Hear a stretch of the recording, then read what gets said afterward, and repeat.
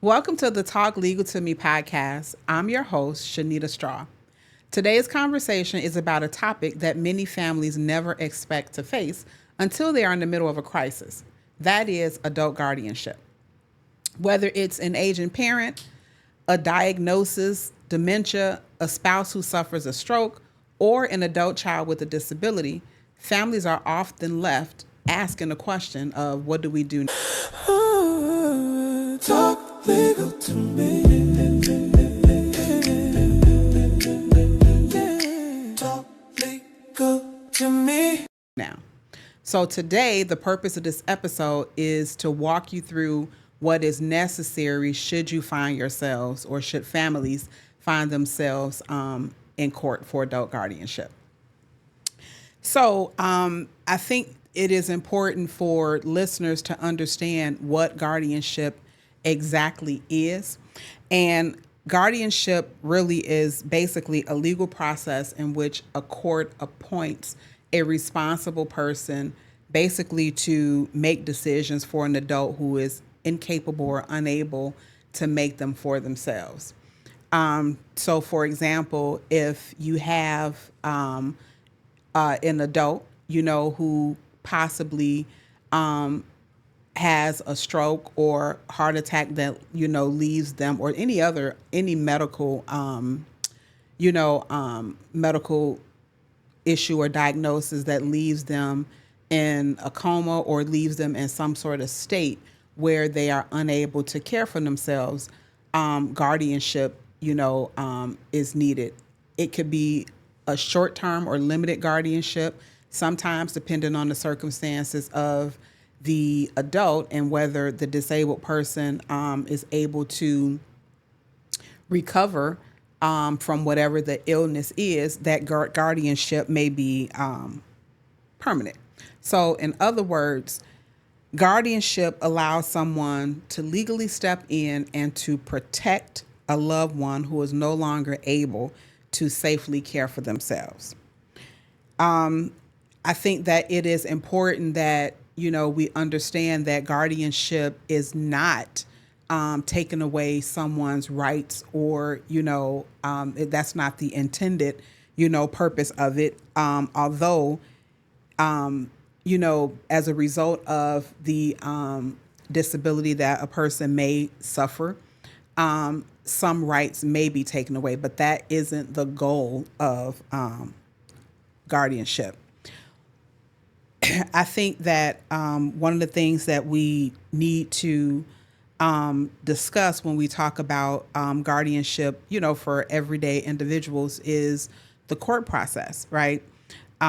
It's very important to understand that you cannot obtain or get guardianship of someone outside of having a court order or court process followed.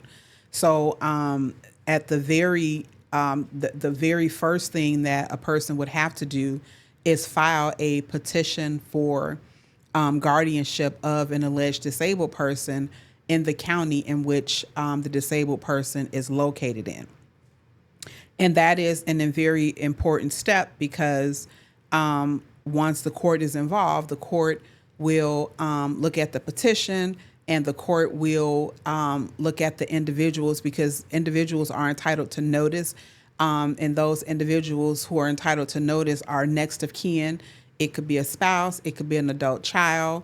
If you don't have a spouse or if you don't have an adult child, it might be a parent. It might be a sibling, It might be, some relative. It just depends on who is the next of kin. It may even be a child if that person is an adult.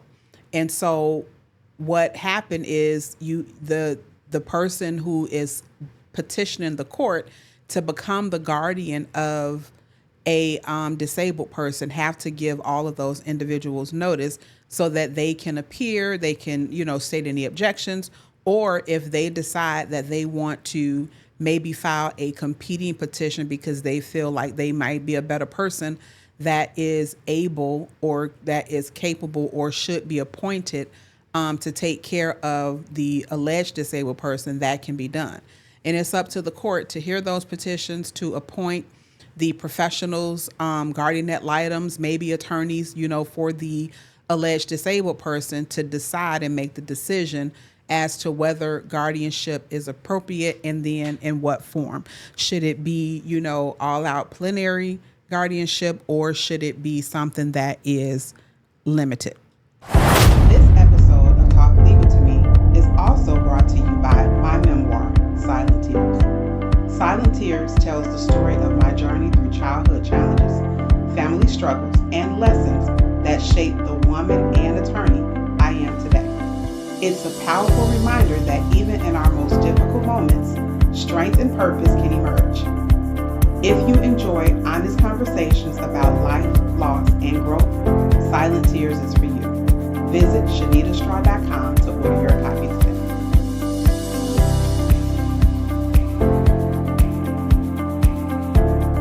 Does guardianship mean that someone will lose all of their rights?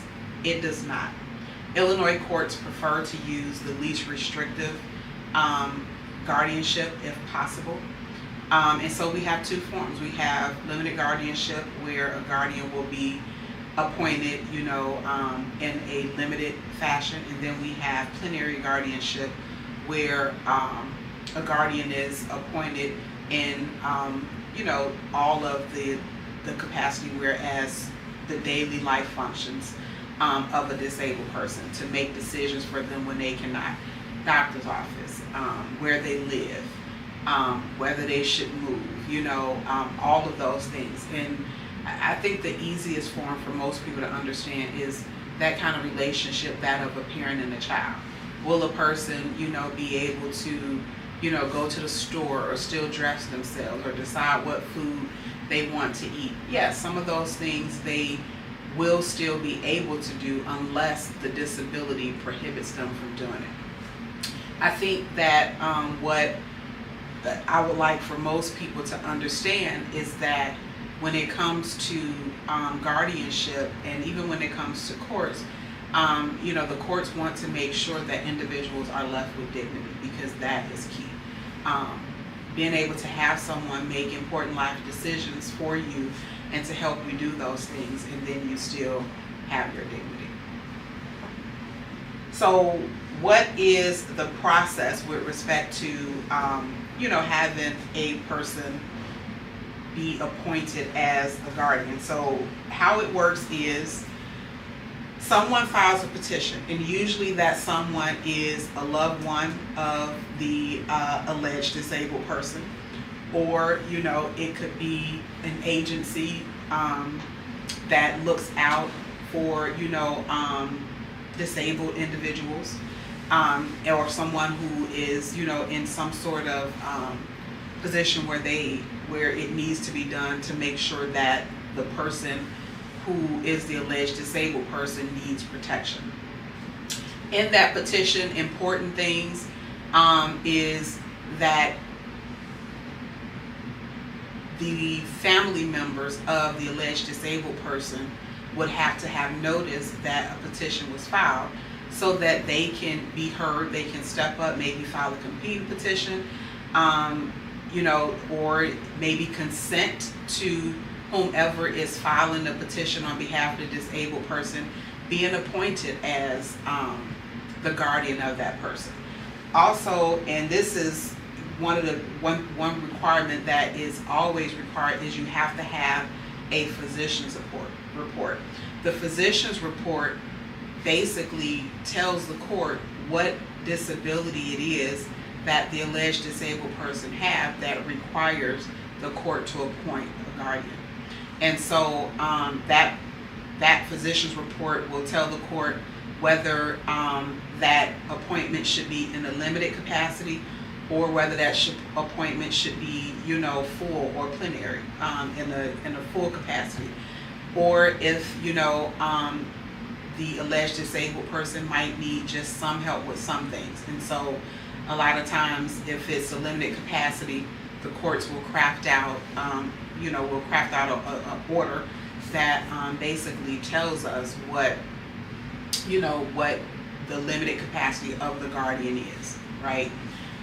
And then Most times, we also have a guardian ad litem that's appointed. The guardian ad litem is a person that the court will appoint to basically go out and be the eyes and ears of the court. They meet with the alleged disabled person. They meet with the petitioner, the person who filed the petition, any other people that may have interest in the case or in the guardianship petition, anyone who may have knowledge, anyone that's bringing information to the court surrounding why the alleged disabled person needs to have guardianship or why the alleged disabled person does not need guardianship. And then sometimes, based on the alleged disabled person, they may even request, if they are able to do it or know to do it or have the cognitive ability to do it, or if the statute calls for it, they can have their own attorney appointed as, to represent their interest in a guardianship proceeding. So once you have the petition filed, you have the physician's report, a guardian ad litem, is appointed, then you have a hearing. And so in that hearing, that's where the judge hears all the evidence from all the parties that are going to testify. Sometimes it can be the alleged disabled person themselves, sometimes not, depending on the disability and whether there is cognitive ability to testify. And then after the judge hears all of the evidence, the judge makes a decision. And then in that decision, the judge will decide, based on all the evidence that was presented, whether guardianship is appropriate and if it should be plenary, a full guardianship, or if it should be limited. I probably shouldn't use plenary in that sense, but full guardianship versus limited guardianship. So guardianship, as you know, is not an easy. It's not an easy topic. It's not an easy subject, and so when families find themselves in a position where guardianship is needed, I'm sure you can imagine that there's always, or sometimes there is, family conflict, right? So this is why it is important, and why we're discussing these things today, is because with the proper planning, we can avoid some of that family conflict. So a lot of times, the family conflict can come as a result of siblings disagreeing. Sometimes you have spouses who are not, the parent to the adult children disagreeing, or you may have, parents and children disagreeing over the care of a loved one. You might have accusations of financial issues, inappropriate or misuses of the finances, and it could be a myriad of issues. But one of the things that I think that we need to understand with respect to this topic and with respect to adult guardianship in general is that, just like with anything else that we do in life, we can plan, we can put things in place so that if this is something that comes up during, your lifetime, you can say who it is that you want, to be your guardian should the need arise. And you can do it in, in different ways, right? We have guardians of the person, we have guardians of, the financial, the estate, and so you can make those decisions. And you can do it prior to it becoming necessary. The tool that we use to do that is a power of attorney, right? We have power of attorneys for healthcare, where we can make those, or make that designation as who it is that we want to be our guardian in the event that one needs to be appointed. And so that power of attorney, the courts, when the petition is filed, ask the question all the time: is there a power of attorney that's in place that appoints a guardian? Because in that power of attorney, you're saying to the courts and to whoever it is, this is my power of attorney, and this is who I want to act on my behalf should a guardian of my person be required. And so that is a tool that we use, and to avoid and to kind of limit some of the family conflict that comes up, you want to do that. And so since we're on that topic, I think I need to add that when you are planning, you also need to make sure that, I say this all the time, you need to always check your estate plan, and your estate plan includes power of attorneys, right? And so you want to make sure that you protect them as often as your life circumstances change. If you know someone dies that you have named as your agent under power of attorney, you need to get a new power of attorney, right? If you are single and then you have a power of attorney and you name someone, but then you get married, right? If you want your spouse to be your power of attorney, you need to make sure that you update your power of attorney so that your spouse is named. Because there are, and there have been, I've been doing this now for 17 years, situations where spouses are not named as the power of attorney for their, for the other spouse, and then maybe, a friend or a child or someone who is no longer around, and then you would have to still petition. You might have these competing petitions filed where someone is, in the power of attorney as a person that you name to be the agent should the court have to appoint one, but you got married, meant to change it, and then forgot to do it. So you always want to make sure that as part of your estate plan that you're doing the checkups as they're required. Can guardianship be avoided? One of the ways that we can avoid guardianship is through proper planning, again. So proper planning means, making sure you have your power of attorney for property, your power of attorney for healthcare, making sure you have your, trust. And so with those instruments, if you have, let's say for example, if you can no longer take care of your finances, right? But you can still make decisions with respect to your daily things. So you don't have really cognitive impairment, but sometimes, you forget to pay your bills, or you might, have an illness that, renders you incapable of going, out to the grocery store to go buy, yourself, the things that you need to take care of yourself on a daily basis. With the power of attorney, a financial power of attorney, so you can have whoever your agent is that you name take care of those things for you without having a full, guardianship petition and having a guardian appointed for you. With respect to your healthcare power of attorneys, you might, need help with someone, going to take you to the doctor or going to the doctor with you to make sure that you're asking the right questions. Make sure you understand what the doctor is saying to you, or you might just, be out, have, some kind of cognitive delay that is not so severe where a court needs to make a determination or appoint a full, appoint a guardian on your behalf.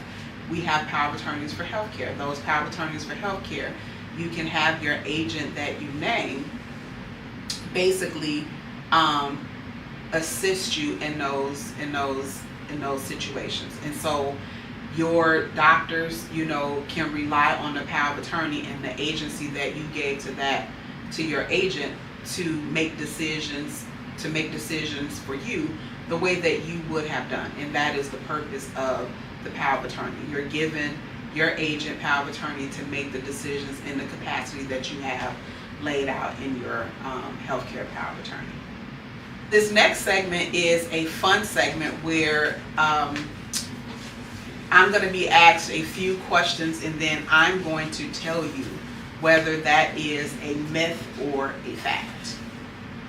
So, I have my, what is this, my in-studio crew. All right, so studio crew, fire off the first question. Myth or fact? My spouse automatically becomes my guardian. That is a myth. Just because you have a spouse does not mean that your spouse will automatically become your guardian. Again, remember, if you have a power of attorney that lists someone else as your as the person that you want to be your guardian, and you forgot or failed to change that, and you have competing petitions, the court has to have a hearing to make the decision as to what is in the best interest of the alleged disabled person. And they give very heavy weight to power of attorneys, especially if they are valid. There's also, you could also have a situation where where you did not have a power of attorney, and you have a spouse and maybe a child that might, file a competing petition.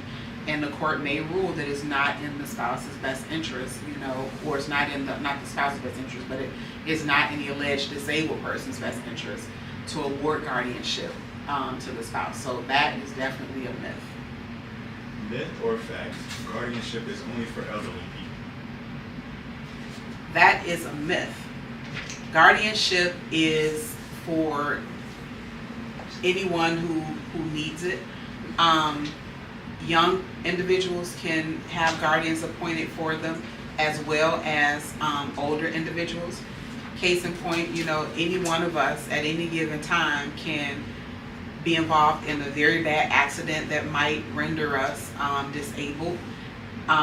Sometimes, children who are born with disabilities, as they, age out and, come to the age of 18, they're now, adults. And so at that point, the parent does not have the legal rights to make decisions for them unless they're appointed by the court. So that is definitely a myth. Guardianship is not for just the elderly. Myth or fact? Once someone has a guardian, they lose every right. Again, that is a myth. Remember, especially in Illinois, we like to use the least restrictive method. So you still have, some of your rights. You're not without the power to make some decisions. It just depends on the capacity that the individual has. Myth or fact? Guardianship is permanent.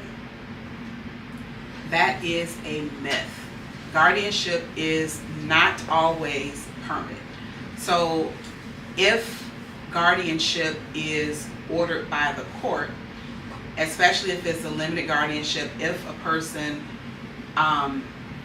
no longer has the disability that renders them incapable of making the decisions for themselves, they can always file a petition to have the guardianship revoked. And so it's not always permanent. So that is definitely a myth. So that was fun. Thank you, guys. This episode of Talk Legal to Me is sponsored by the Land Trust Company. For over 125 years, the Land Trust Company has helped property owners, investors, and families protect assets, maintain privacy, and simplify real estate ownership through land trusts. To learn more about how Land Trust can support your real estate or estate planning goals, visit landtrustcompany.com. So as you know, we always end our podcast with our closing argument. So today, my closing argument is, we spend so much time planning for birthdays, graduations, vacations, and retirement, but very few of us plan for the possibility that we may one day be unable to make decisions for ourselves. Adult guardianship isn't about someone's independence being taken away. It's about protecting those we love when they can no longer protect themselves. So let's not wait for a crisis to have these conversations. Planning ahead isn't just smart, it's one of the greatest acts of love that we can give our families. So thank you for joining me for another episode of the Talk Legal to Me podcast. Until next time. The information shared on this podcast is for educational and informational purposes only and is not intended as legal advice. Listening to this podcast does not create an attorney-client relationship. If you need legal advice regarding your specific situation, please consult a qualified attorney licensed in your jurisdiction. Talk legal to me. Talk legal to me. Break it down so I can see. Make the hard stuff sound so sweet. On the Talk Legal to Me. Talk legal to me. Oh, talk to me. Plain words, clear and easy. Every rule, every mystery. On the Talk Legal to Me. Yeah, I guess.